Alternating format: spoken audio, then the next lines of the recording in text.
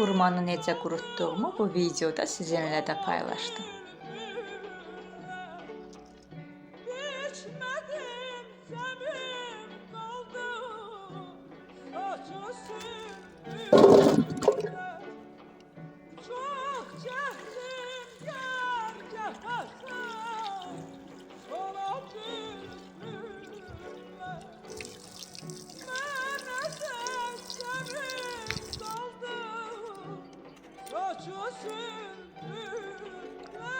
Qabığını soyub 10-15 saniyəlik qaynar suya salıb çıxarırıq ki, üzü çirklənməsin.